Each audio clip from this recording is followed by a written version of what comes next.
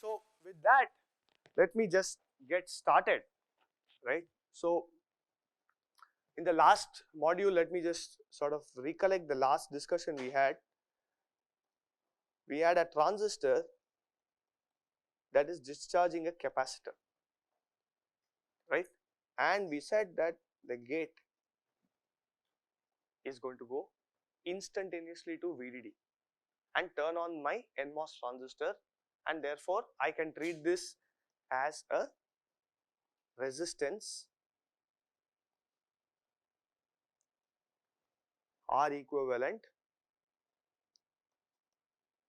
into CL, right? Of course, now when I do this, where is the source? Yeah? No, of course, that is this thing. But where is the switch that is actually turning it on? Yeah?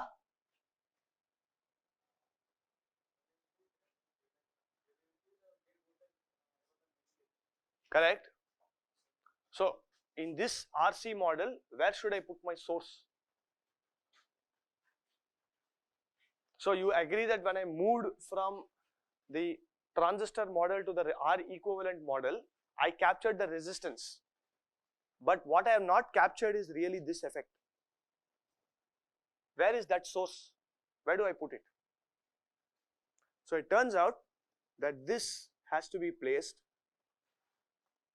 like this, CL R equivalent, and I have a source like this, and this source is falling instantaneously.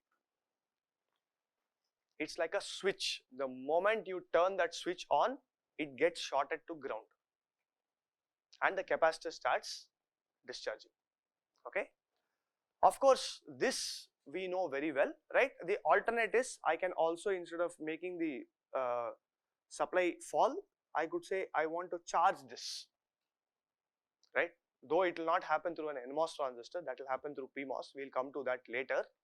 But I could have this equivalent RC model and I say that the source is going to charge, in which case my CL will also charge like this, right? In the earlier case, remember that CL would start at VDD and then discharge exponentially. Okay. So in summary, if I have an R and a C and I have a unit step function as the source voltage, assuming that this capacitor is discharged at t equal to 0, Vc of 0 minus equal to 0. Then what is the equation for the capacitor voltage with time? Let's say this goes from 0 to VDD. What is it? VDD into 1 minus e power minus t by tau, where tau is equal to R equivalent into C.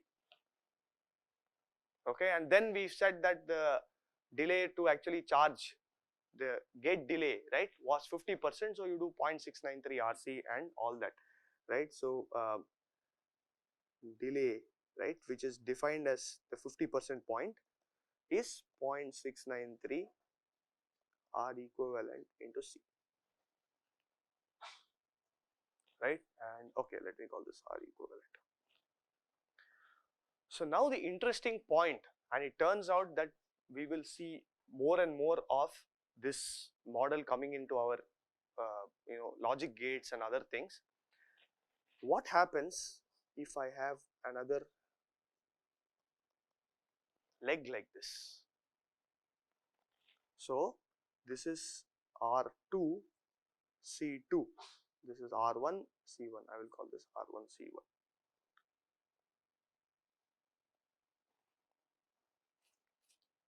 What will happen if my capacitor is loaded with another RC thing? Okay, the problem becomes even more interesting if I have another wing like this where I have R3 and then C3, then I can put one more C4, R4. Now I could ask you, what is the delay, right, from the input to the any of the destination nodes, right? My destination code node could be node 1, node 2, node 3, node 4, any of the 4 nodes. If I ask you what is the delay at node 4, given that the input went instantaneously from 0 to VDD, what is the delay for the node 4 to go to VDD by 2, for example, or node 3, node 2. So this is the problem that the Elmore delay model solves. Okay,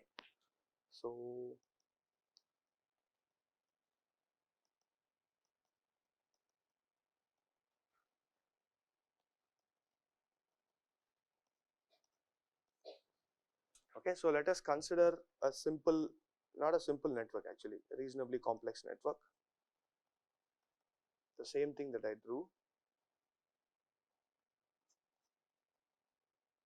R2, C2, C1, have R3, C3, R4 and C4. Okay, this is my source node and I am assuming that the input goes instantaneously from 0 to VDD. That means this is my source, Vs of t is VDD into u of t. This is unit step function, u of t equals 1 for t greater than or equal to 0 and t less than 0. Okay, now let's say that I pick node 2. Okay, let me put down the nodes in a different color, node 1, node 2, node 3 and node 4. Let's say I pick node 2 to be my destination node.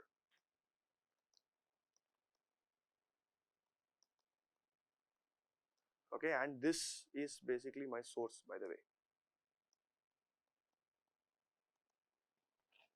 Now I want to calculate the delay from the source to this particular destination. Okay, so I want to calculate tau from source to node 2. Okay, or I will drop the source because it's redundant for all the nodes. I will just call this as tau 2. Okay, so before we do any derivation, let us try to intuitively understand what's going to happen here. Can you tell me what the steady state voltage will be on all the capacitors?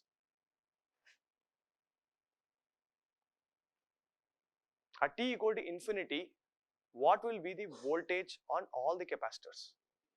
Huh? Exactly. So first observation, right?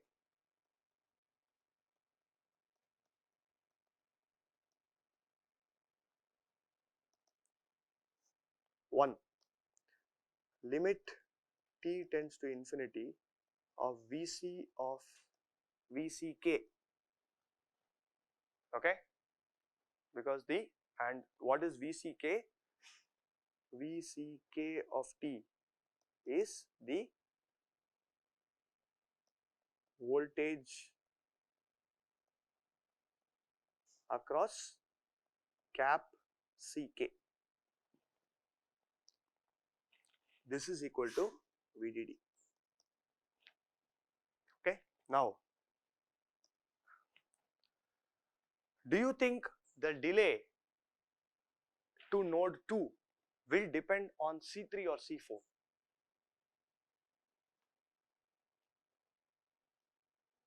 How many yes, how many no? Yes, it will depend on C3. Okay, so majority seems to be, okay, majority tau 2 not dependent on C3 or C4. What about R3 and R4? So the person who said it will depend, do you think it will depend on R3 or R4?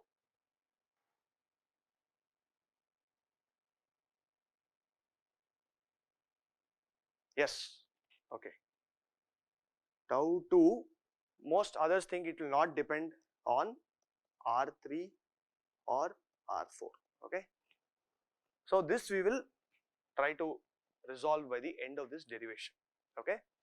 So now let's put in some notation. The current through each of these nodes, I am going to call it as I1, I2, I3, I4. Okay. So the current Ik of t, what is it in terms of Vck of t? I'll simplify, I'll drop the Vc, I mean that C I'll drop, I'll call it Vk of t. Okay, just because I don't need this capacitor. In terms of Vk of t, what is it? Ck into d Vk by dt. Okay.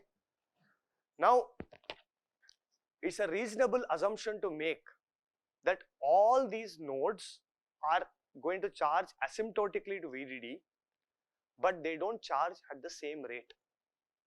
Each node is going to charge with its own time constant. Okay. So now we will write down the assumption.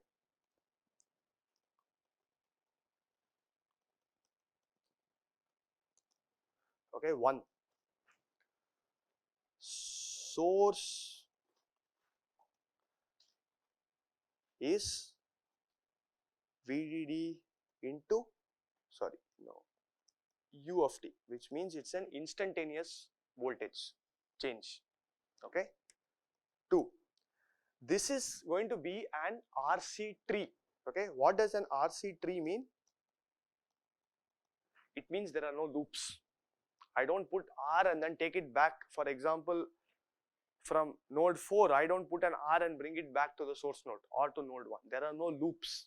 It's an RC tree, it just branches out.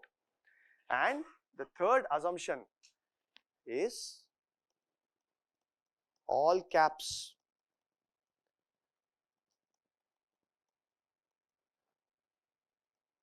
are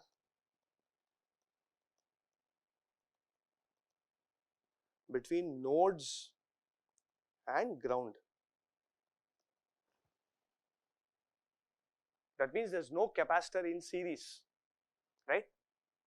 They are only connected through resistors. This is the necessary thing.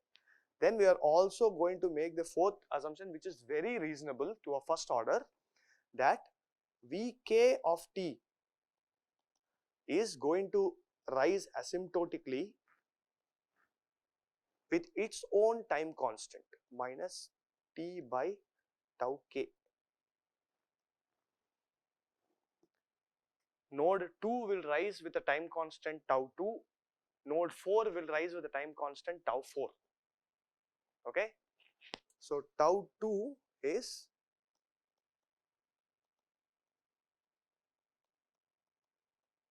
time constant of node 2, and that's our destination node now. Okay. So can we write KVL between the source node and the destination node?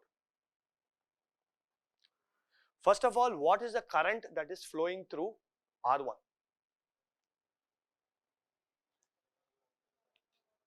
Huh? Sorry? Sum of all the currents, right? You apply KCL at node 1, basically all the currents are just going to add there, and therefore this current is I equals summation of Ik. What's the current through R2? I2, right? Therefore, what is Vs minus V2? I can write now Vs of t minus V2 of t is basically the current through R1 into R1, the voltage drop across R1 plus the voltage drop across R2, which is summation Ik into R1 plus I2 into R2, right? So now we'll go ahead and substitute all these things that we had. Vs of t is VDD into U of t, right? V2 of t we said is VDD into 1 minus e power minus t by tau 2. T by tau 2, of course, into U of t again, because this starts only at 0, right? This is equal to summation, okay, R1 into summation of Ik. And what was Ik? Each current, it is just Ck dVk by dt, because the current is through that capacitor by definition. Ck dVk by dt plus R2 into what? See?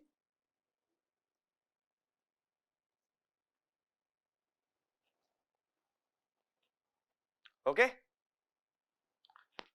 So now I am going to bring dt this side. So this VDD vanishes, it just becomes VDD into e power minus t by tau 2 U of t dt. We will put the limits later. R1 into summation Ck dVk plus R2 C2 dV2. Of course, now I am going to integrate both sides. All the Vks are going to go from 0 to VDD in how much time? No. They are going to go from 0 to VDD in how much time? Infinite time. It is an asymptotic thing, right? So this is going from 0 to infinity, 0 to VDD.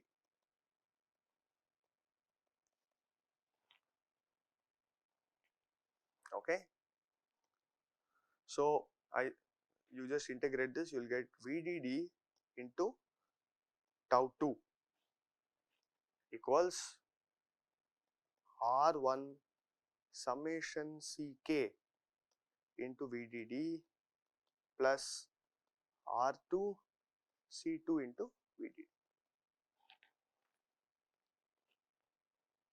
Okay, which implies tau 2 is R1 into summation Ck, k going from 1 to 4 plus R2 C2.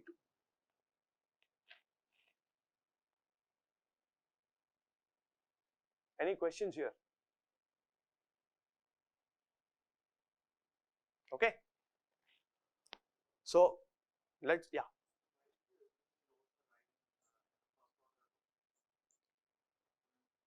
Because to a first order, we want the delay to be accurate.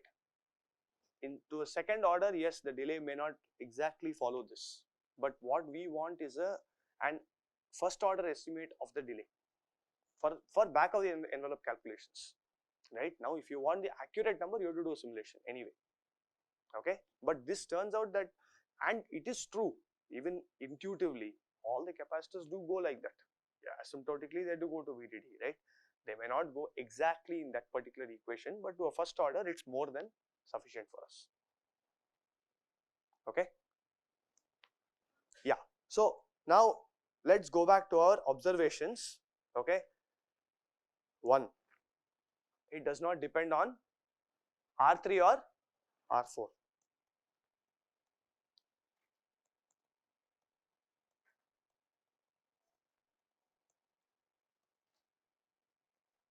R4. 2. It depends on every single capacitor in the circuit.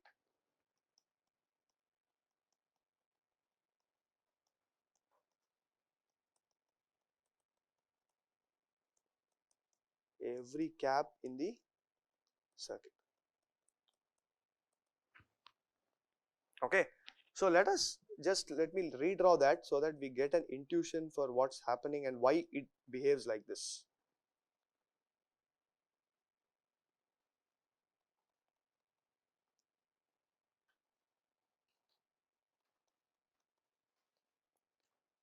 C1, C3, C4.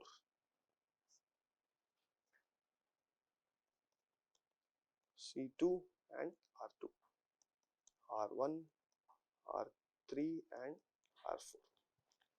So now you look at what's going to happen.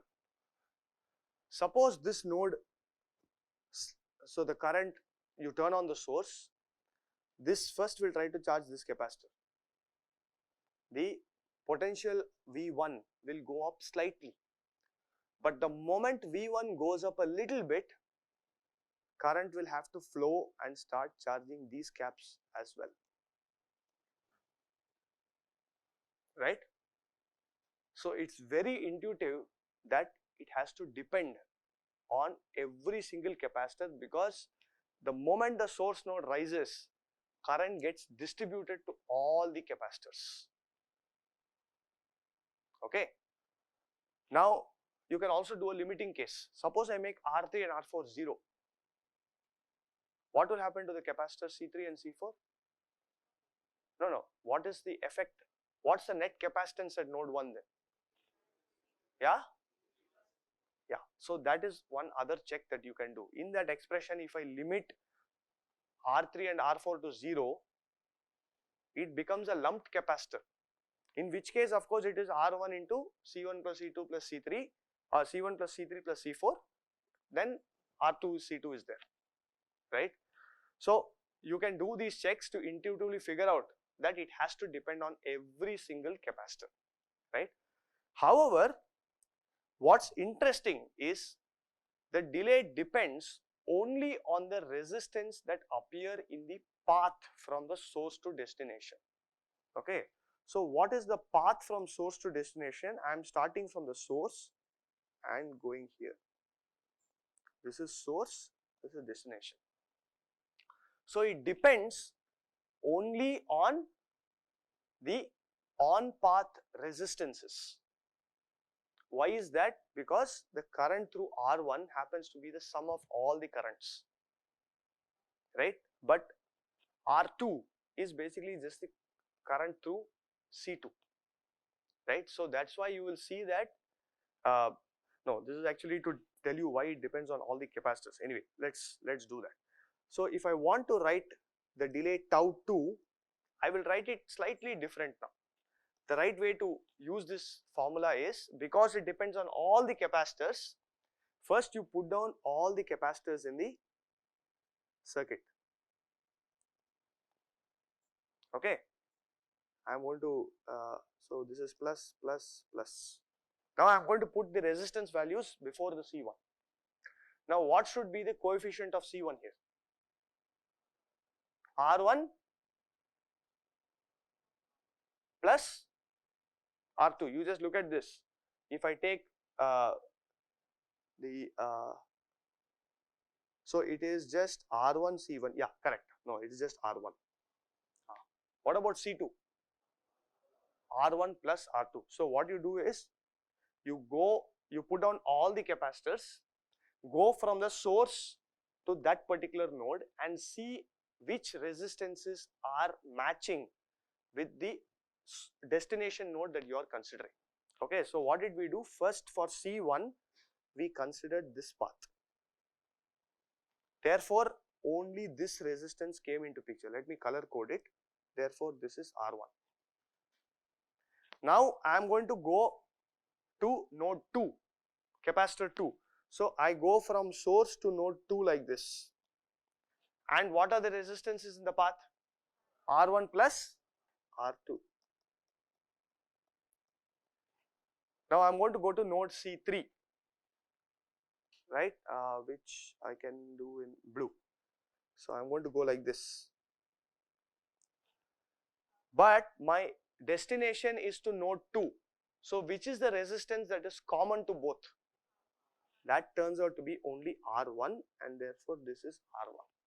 Similarly for node 4, the same thing will happen. I go all the way like this, and the only resistance that is common is R1 again. Okay? Yeah.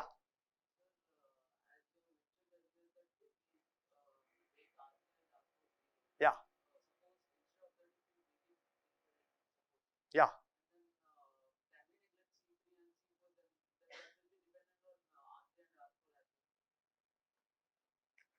So, so it depends on what you mean by. So I believe you should be able to neglect it. Yes.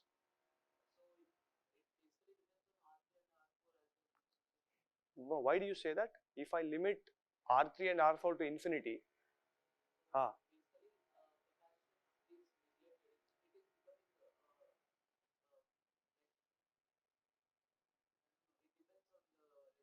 no, the delay tau 2, if you look at tau 2, doesn't depend on R3 and R4. So even if I limit them to infinity, the number is the same.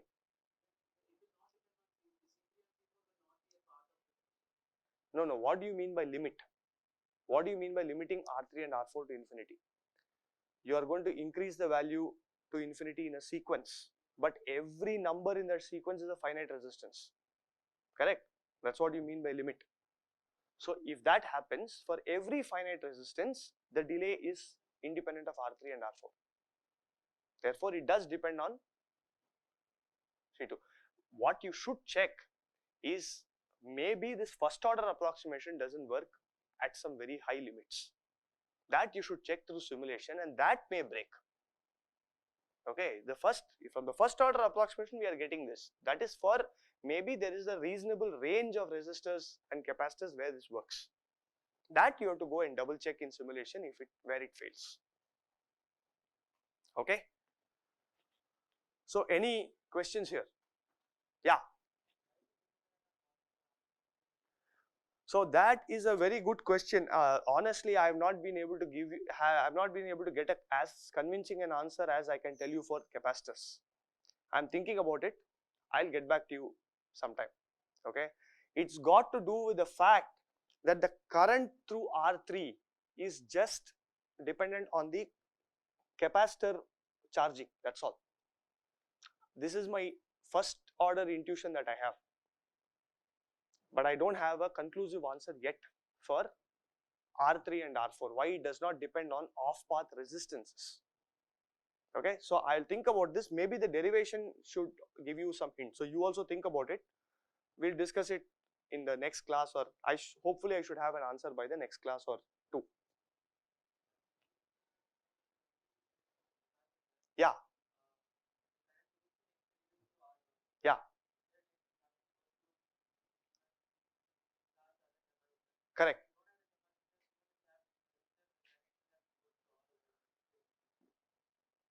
True. I know what you're saying. So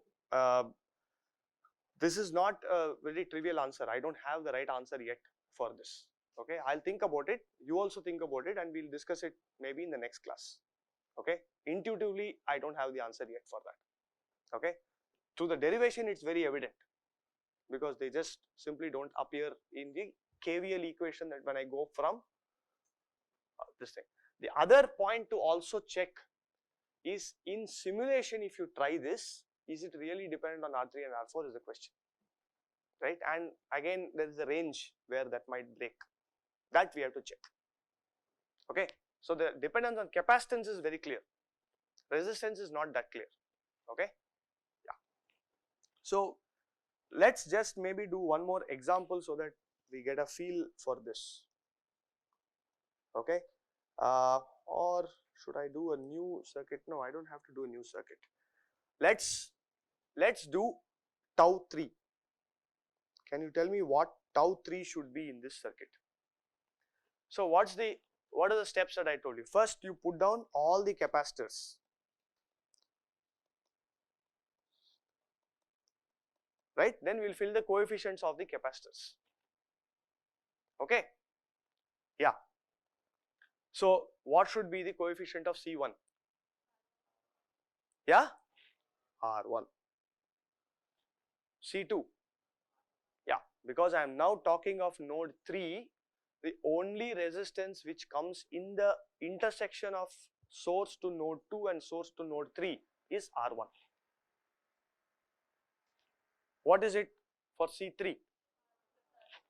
R1 plus R3. What is it for C4? Yeah, R1 plus R3.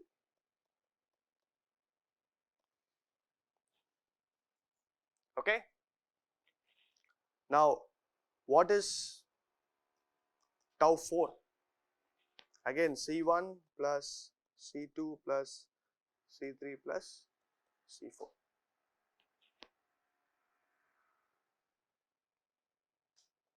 Yeah, R1 for C2, R1. Yeah, here.